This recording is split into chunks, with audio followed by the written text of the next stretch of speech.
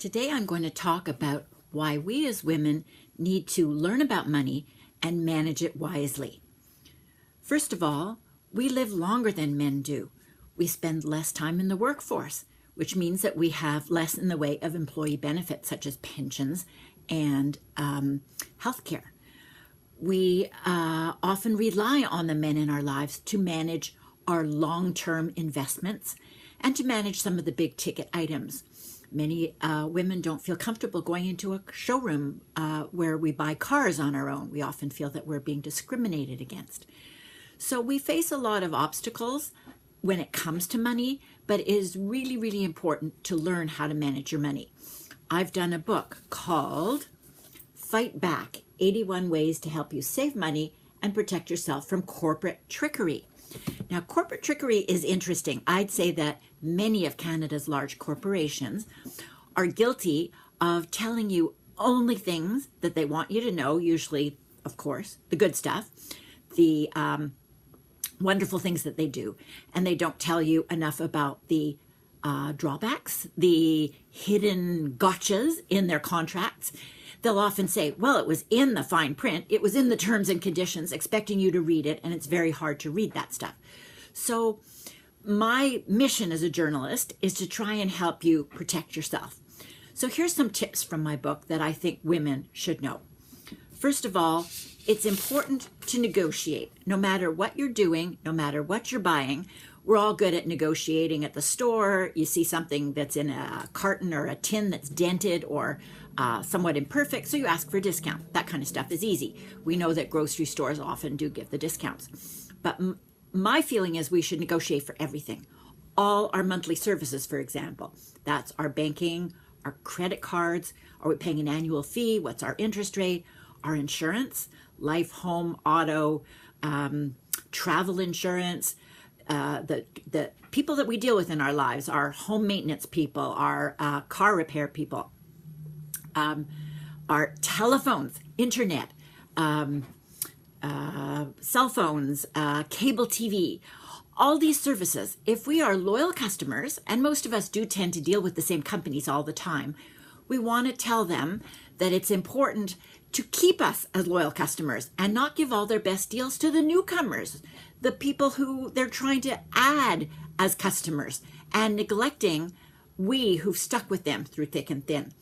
So my feeling is that you call up, say, your telecom supplier, and you say, I've done my research online, and it's easy to find deals elsewhere. It's easy to shop online. It doesn't take that much time. And you just look around and you find what looks like a good deal and something that you want, and then you go to your supplier and you say, I've been a loyal customer. How long have I been with you? They usually have a record. When we did this with Rogers, we found out that we'd been with them since 1979. The woman that we were dealing with said she wasn't even as old as we've been a customer. So you tell them that you've been a loyal customer. You tell them that you've seen a better deal elsewhere. Then you start buttering them up and you say, I love being with you. I've really enjoyed working with you, but I don't want to stay with you if I feel that you're not treating me as well as I should be treated as a longtime loyal customer. And if you can't at least match the price I've seen somewhere else, I'm ready to walk out the door. Now, you do it all in a very calm, courteous, and polite manner. You never get angry. You never swear. You never insult anybody. You never call them silly names. You just talk rationally. And if you feel that the conversation is getting away from you and you're not able to do that, just hang up the phone and start all over again. And you try and give them a sense that you are serious, that you feel that you're not being appreciated for the kind of excellent customer that you are, and you are ready to leave.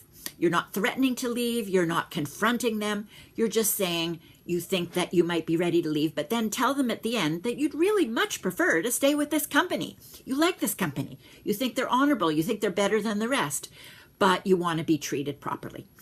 So that kind of negotiating usually goes a long way. Many people tell me that they actually have got to the point where they're going off to the next deal, and they just call their company to say they're leaving. They don't even intend to negotiate. And as soon as they say they're leaving and they tell them why, the company immediately lowers the price.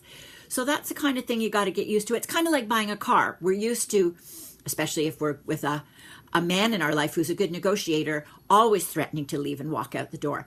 But banks operate that way too. You can use the opposite approach with the bank. They're always anxious to get more of your money. So if you go in there and you say you want a loan and you've got a good credit record and they're giving you a rate that you think you can do better on, so you say, okay, well, how about if you give me this loan, I will bring my RSP to you because your RSP might be somewhere else. Or my husband has a line of credit somewhere else, I can bring his information to you. Or my kids, always add to the amount of business you're doing with them. Banks love that. They want to get a larger share of your wallet or your pocketbook. And if you can offer that to them, they're very, very glad to give you a better deal on the services that you get from them. So negotiating is definitely a skill that you have to be good at. And all you need to do are 4 little words. Can you do better? Can you do better? Not so hard. It's obviously better when it's backed by research. Another thing that I really recommend that women do is to learn how to invest. It seems scary at first. I teach investing at the University of Toronto School of Continuing Studies. I've been doing it for years, and I call my class Investing for Beginners. And my feeling is, number one, it's not so hard. The industry likes to tell you that it is. We have issues as women, well, it's full of math, or there's percentages, or, you have to understand graphs. I wasn't so good at economics. I never took economics.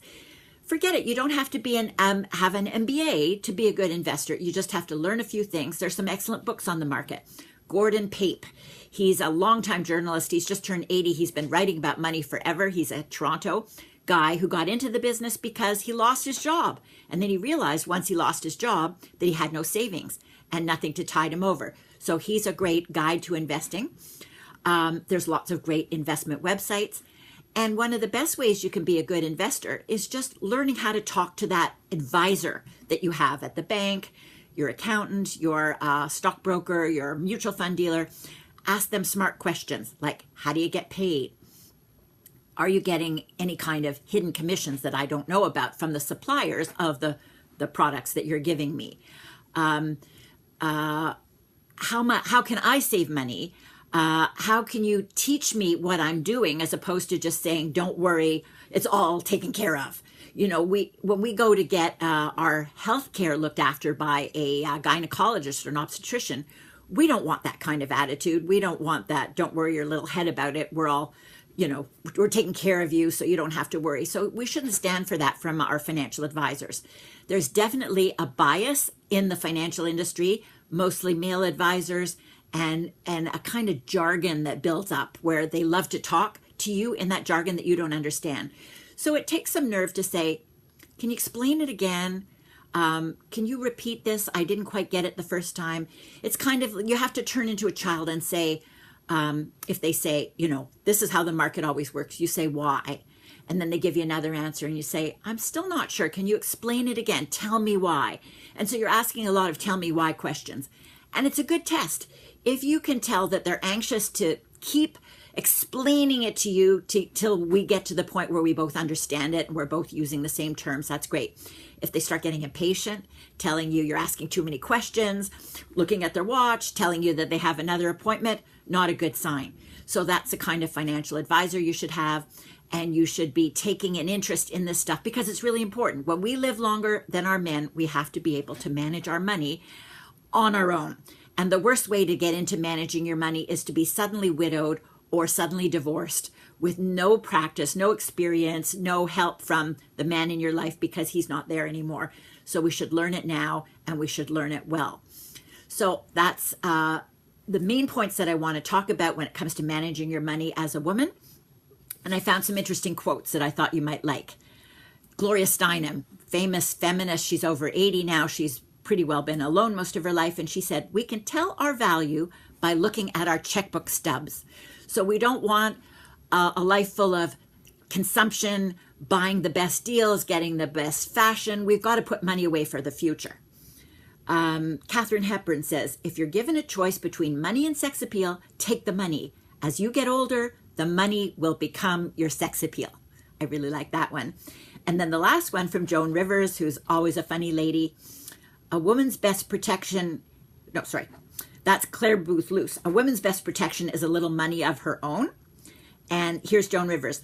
People say money is the key to happiness, but I always figured that if you have enough money, you can have a key made. So I wish you luck with your investing and your shopping, and become a smart, savvy consumer as a woman, and you will really like that you've done that.